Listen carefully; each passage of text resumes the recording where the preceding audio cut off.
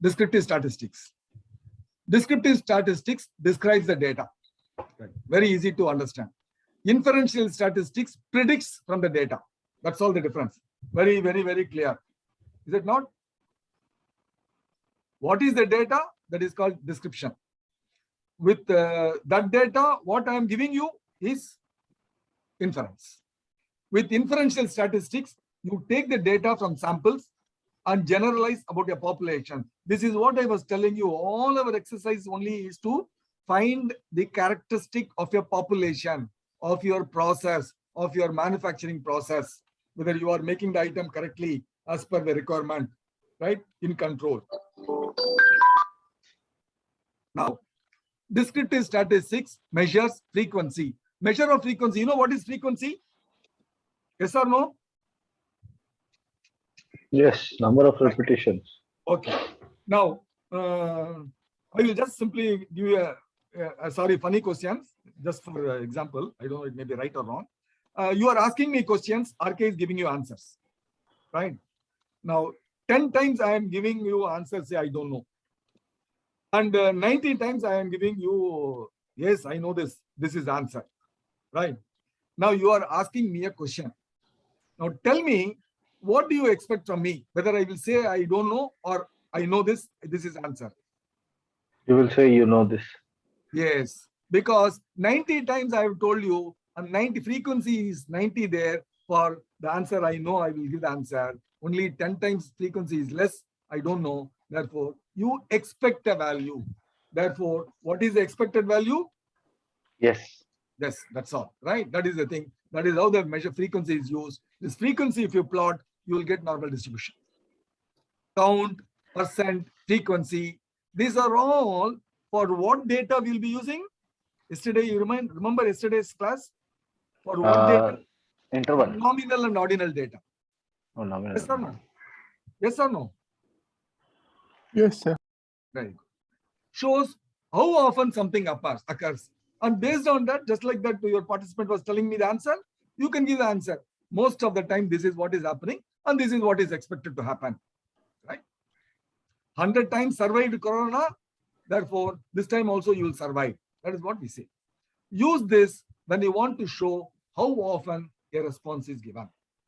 This is descriptive statistics we are using it. Now, measure of central tendency. This is again a descriptive statistics, measure of central tendency. Mean, median, and mode. Somebody was asking me, sir, when do we use median? When do we use mode and all? And there is one more question also I remember. I don't know whether I'll be answering. I forgot that. Anyway, this I remember. One answer I have given you based on frequency. That is called mode. Based on the mode, he gave the answer.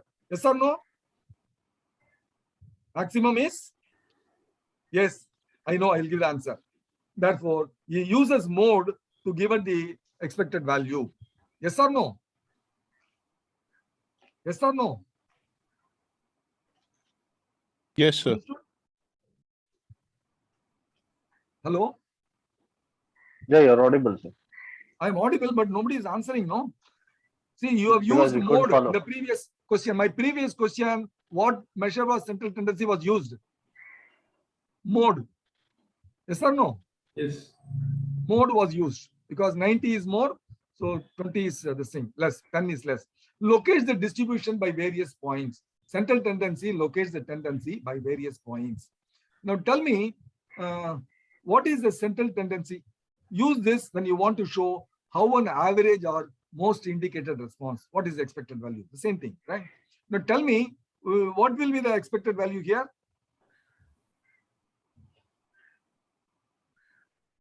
Tell me what will be the expected value here? It will 11. be 11. 11 or 12. 12. 12 is the thing. 12, 12, 12, 12. Right? 12 is the one thing, right? So every, this thing is 2 units. This is 10 units. This is 12. This is 14, 16, 18, 20, and 22. And what have you used? Mode or? Mode. Mode. And here again, what is the answer? 14. Again, what have you used? Mode. Now, this is that is, you are asking questions how many times? 1, 2, 3, 4, 5, 6, 7, 8, 9. So you have asked RK 9 times the questions. and I answered like this questions, like this, answer, right? And you are plotting it and then giving the answer here. I'm giving an answer 10 for to one time, and 12 two times, and then 14 three times, and then here what is expected value from RK? 14. 14. And what have you used? Mode. Mode. Is it not median? It is not also mean? median. Is it not median. mean? Yes. It is It is also also mean. mean, right? So you add, because equal on either side it is equal, yeah. Therefore, Yeah, this that's right. and this will Mode be is equal to median is equal to mean. yes. Therefore, it is normal. So you take a decision based on anything, it will be same, right? Here now you tell me what is the decision you are going to give. Mode. What is mode here? There is no mode here. What is mode? Only standing The maximum alone, one. Maximum. right? Standing Mhm. on top, like a Eiffel Tower. Median. Median. Yes. 16 is the answer. Because this time how much? This time how much? Right? Okay. This side how much? This side how much? Middle is 16. Right? Therefore, 12, 14, 16. Here 6. Here 6. Therefore, understood? Clear? Yeah, clear. So somebody who was asking the question, when do we use? To find out, graph it, make the decision. Descriptive statistics. Now measure of dispersion or variation. I did not have time, therefore I have not made any quiz for that. Sorry, but doesn't matter. Range, variance, standard deviation are all the descriptive statistics. Identifies a spread of scores by stating intervals. Standard deviation is one you already know. He taught you much more than what I expected to teach you. So range is equal to high and low point difference. Variance or standard deviation, difference between observed score and mean score. Right? This tells how spread out the data are. Data spread out widely affects the mean. So you want the data to be spread out widely or not? No. No, very good. Now this is a box plot. And this also is going to explain. This is giving you central tendency or spread? This is giving central. Both. Spread also is given, no? Yeah, spread is Spread also also is given. given, right? So I will tell you, I'll teach you how to find out the spread and all. Now, I have drawn a scale here. Left-hand side and right-hand side. Same scale I have brought here also, right? For convenience, so that if you are finding it difficult to draw a line, find out. Therefore, measure of position. Here, percentile, ranks, that is percentile ranks, quartile ranks, and it describes how the scores fall in relation to one another, relies on standardized score. We can make it to 0 score, that is a standardized standard normal distribution. You make it as -3 to +3, and then compare it. That comparison will be universal comparison, whatever be the process, whatever be the data, whatever be the unit, whatever be the measure, right? So now I'm going to ask you a question. You are reading these two data. This is the data, this is the data, right? Now, can anyone tell me which has got a higher mean? The left one. Left one. So I'll mark it this thing. I'll mark it. This is left. This is right. Okay. Now, which has got more number of numbers between 48 to, oh God, in the first quartile? The right one. Right one, right. Because here it is 38 to 48, like more now. Spread is more here. Spread more number of data. I'm sorry to say that more number of data. The spread is more. The values lying between 38 to 48 is here so much. Here that is so many numbers. 38, 39, 48. Here it is only between 48 and 58. All the numbers cluster in this range of 10, whereas in the range of here also, yeah, slightly more. 50 it is here, right?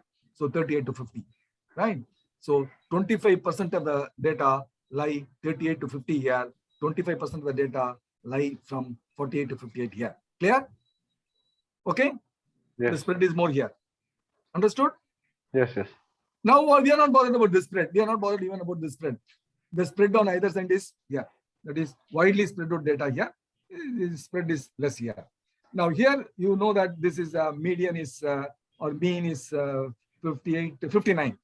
Here it is mean is 58. Which one has got higher average? Left one. Left Right. one. Yes. Okay. And what is the 25% of the data lie in this range, 59 to 60, and 25% lie in this range. So in this plus or minus 1, 50% of the data lies. Here, plus or minus whatever it is, 48. This is 53. It is 59. So 53 to 59, 50% of the data lie about the mean. All these things you are able to learn. Understand? You can read. Maximum value is here 68. Maximum value is here also 68. Minimum value is only 48 here. Minimum value is 38 here. So you will know how many people will score above 50 here, 75%.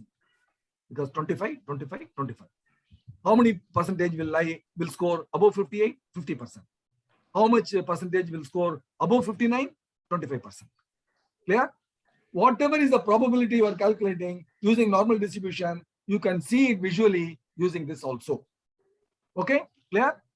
Yes.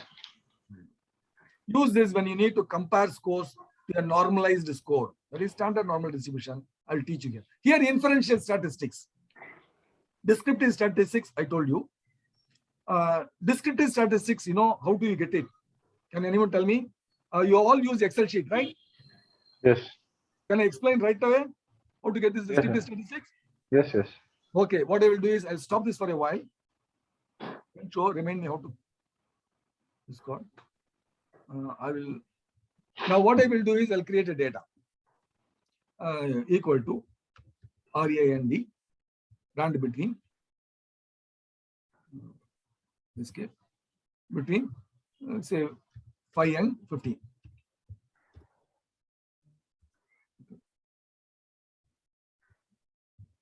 I don't know how to. Does anyone know how to create a normal distribution table? Doesn't matter, no problem. What I got a data. I got call is data 1. Now what I will do is this is the data. I want the descriptive statistics. What does that mean? I want the mean. I want the median. I want the whatever be it normally, right? All that I have told you so far, I must get it here. So what I do is I go to the data here, data, right? And then you see here data analysis. If the data analysis is not there, how to get data analysis? I told you in the last course, I think. You can go to the option and then bring the data analysis. And you will get this. So you click the data analysis, you will get this like this. Whatever I'm going to teach you in the next class, next Saturday, and today is available here. See here, descriptive statistics. Are you seeing this? Yes. Yes. Descriptive statistics. Go and click there. Right? Input range, click this, and then click this, Control Shift down. It is selected here. Then go down, go back, that is, and then grouped by column. Yes, correct. Label in the first row. Yes, data 1 I've written. And then output range, I want wherever here. I want here, G2. So G2 is there. Now what I'm going to do is, I want any confidence level, mean, that is okay. Kth quota, everything is there. I'll just say okay. If you want anything, please choose at least one statistical option. Okay. Okay. One statistical option I have to use, confidence interval. Summary statistics, right? I'll use summary statistics. Click OK, right? That's all. Got it? Clear? Everything has come. Yes. Whatever, these are all the descriptive statistics. Everything is calculated. Nothing to be calculated. Yes. That's all. You have a data, put it in the Excel, go there, and all the hypothesis testing, entire statistical processes, you can do it in Excel. Free, lifetime, right? That is what I'm going to teach you. Or you can have Minitab. That is also going to give you. Only thing is you have to spend 2 lakhs. No problem. Right? Yeah. Right? No, company only is going to spend. No. That's it. And it's okay. Can I go back? Yes, sir. Thank you. This is very useful. I'll go to this thing. Slideshow from the current side. We are, oh God, what happened previously? Yeah, inferential statistics. Only this is the beginning. Very good. I have not. So it describes the data, charts, standard deviation, probability distribution, charts. All these are all descriptive data. If I show you standard deviation, you should not say that, sorry, it is inferential. No, right? If I ask you what is the percentage lying between the plus or minus 1 standard deviation, and if you give me 65% or whatever be it, that is inference. Otherwise, this is not. So probability distribution, charts, everything is only Again, I put charts, doesn't matter. So inferential statistics, this is in the manual. Please make your correction. Makes the predictions or generalization about the population. That is called inferential statistics. What is that? Estimate parameters. You know what is parameter? Yes or no? Yes, yes. RK has taught you, right? That is estimation of the standard deviation and average or proportion about the population. The population, yes. From the sample, right? All these things you should come to you logically one by one, right? Never stop till the end. Hypothesis test. This is again, what do I do in hypothesis test? You are correct or you are not correct. You are significant or not, you are not insignificant. That's what. Mean standard deviation, percentage of people dislike shopping malls, Z scores, post hoc scores are all, we are all using this, right? You can say the average performance is so and so. When you say average performance, then that is inferential statistics, right? This is also included in the descriptive statistics, but you present it as an output, as a report, it is inferential. So Z scores, post hoc test, I will teach you probably not in this black belt, later on. How many of the 2 million dog owners of the country take their dogs for a walk twice a day? Right? So 1 million people, right? And then 2,500 people are taking a sample. Then this is a sample, take a sample of 2,500. 15% of 2,500 people take their dogs for walk twice a day. It is a descriptive statistics. 10% of dog owners, descriptive. 1 lakh dog owners, inferential. Oh God. So 1 lakh dog owners will take their dogs twice a day. That is the output, inference, right? Out of 1 million, what is 10%? That's 1 lakh. So that is what I'm telling. 10% of 1 million take their dogs, yeah. Because here I found out it is 15%. And probably it is descriptive. Later on, I found out that 10% of the dog owners, right? So types of distribution we will see here. See here, mean, standard deviation.